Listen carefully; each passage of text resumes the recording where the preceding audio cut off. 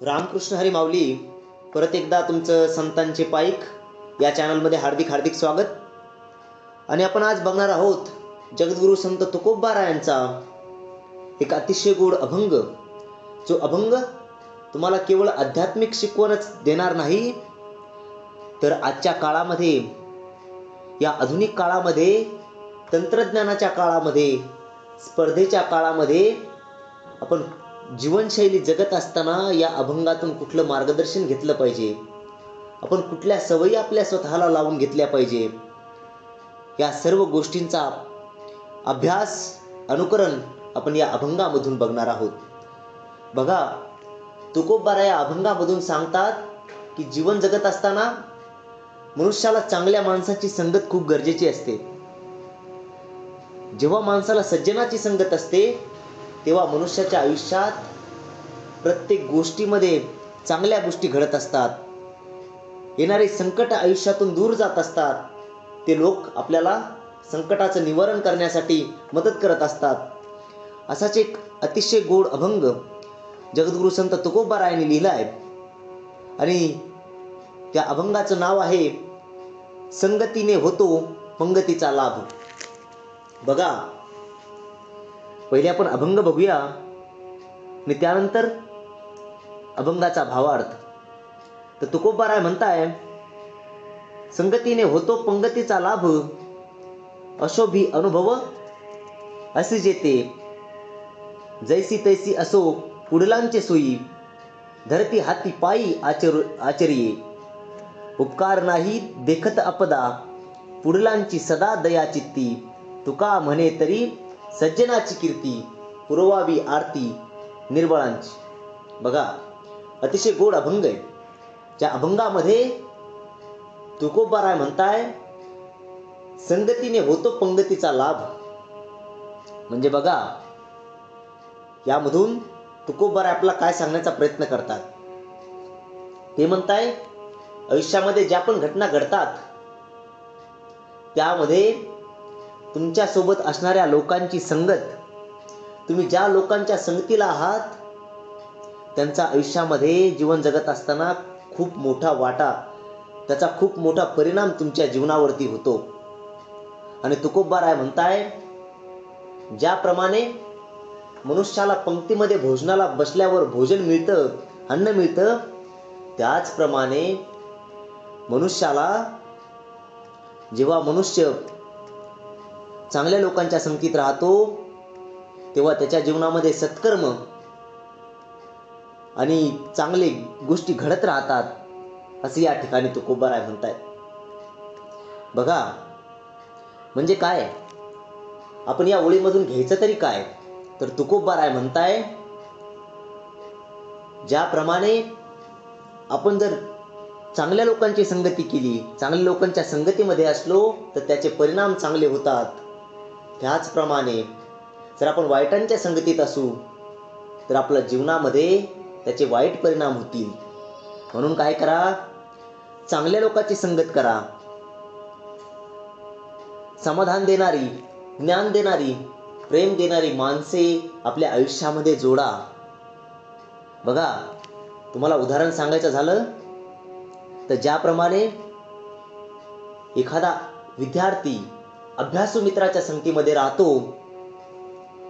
आणि तोही अभ्यासामध्ये लक्ष घालतो, त्यांच्याकडून शिकतो आणि एक दिवस खूप मोठा अधिकारी होतो, त्याचप्रमाणे तुकोबा म्हणताय, तुमच्या जीवनाचं जर तुम्हाला कल्याण करून घ्यायचं असेल ना मायबाप, तर तुम्ही काय करा, चांगल्या लोकांच्या संगतीत राहा, वाईटाची संगत टाळा आणि काय करा, आपलं जीवन चांगल्या चांगल्या गोष्टींकडे घेऊन जा. चांगल्या सवयी आपल्या आयुष्यामध्ये अनुकरणात आणा किंवा चांगल्या सवयींचं अनुकरण करा, चांगल्या लोकांचं अनुकरण करा, चांगल्या सवयी स्वतःला लावून घ्या, असं तुकोबा या ठिकाणी म्हणताय. बघा, ज्याप्रमाणे आपण दररोज दारू पिणाऱ्या लोकांच्या संगतीमध्ये बसतो आणि तेव्हा आपल्यालाही दारू प्यायची सवय लागते, ज्याप्रमाणे आपण वाईट सवयी स्वतःला लावून घेतो आणि त्याचं कारण असतं की आपण वाईट लोकांच्या संगतीमध्ये असतो, त्याचप्रमाणे तुकोबाराय म्हणताय, जर जीवनामध्ये तुम्ही चांगल्या लोकांची संगती केली तर तुम्हाला जीवनामध्ये चांगले सत्कर्म तुमच्या हातून घडतील, तुम्हाला चांगल्या सवयी लागतील आणि तुमचं आयुष्य तुम्ही आनंदाने जगाल.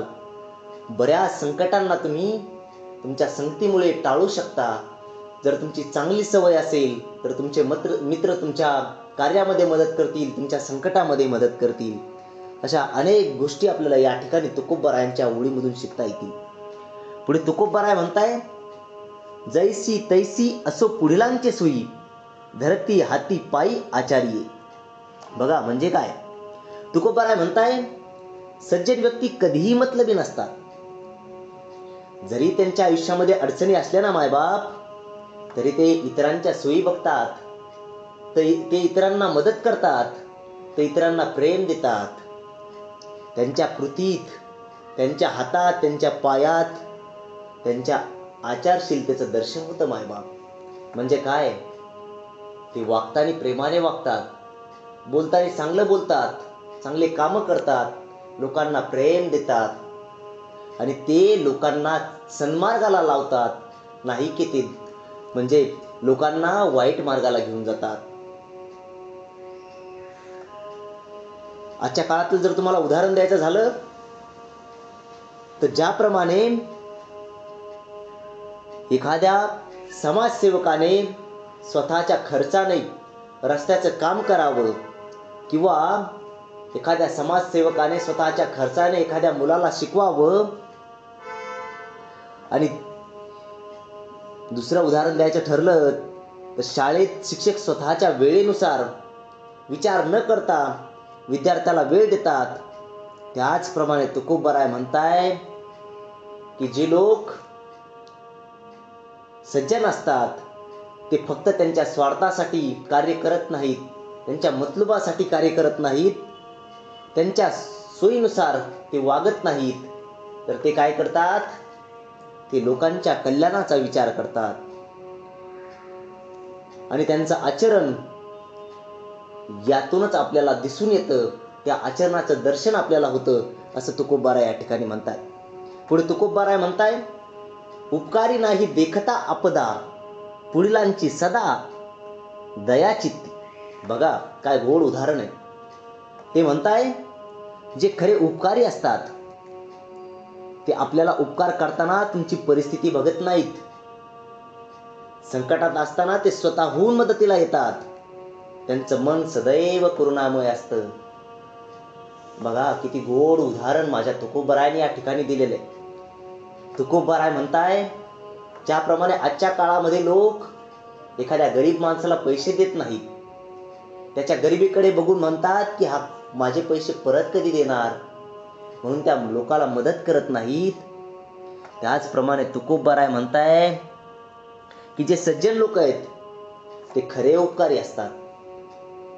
ते कुठल्याच गोष्टीची म्हणजे ज्याप्रमाणे लोक गरीब परिस्थिती बघून पैसे देत नाहीत, पण तुकोबाराय या ठिकाणी म्हणतायत की जे सज्जन लोक आहेत ते कुठल्याही परिस्थितीमध्ये समोरच्या व्यक्तीला मदत करतात आणि त्याला संकटातून बाहेर काढण्याचा प्रयत्न करतात, असं या ठिकाणी तुकोबाराय म्हणताय.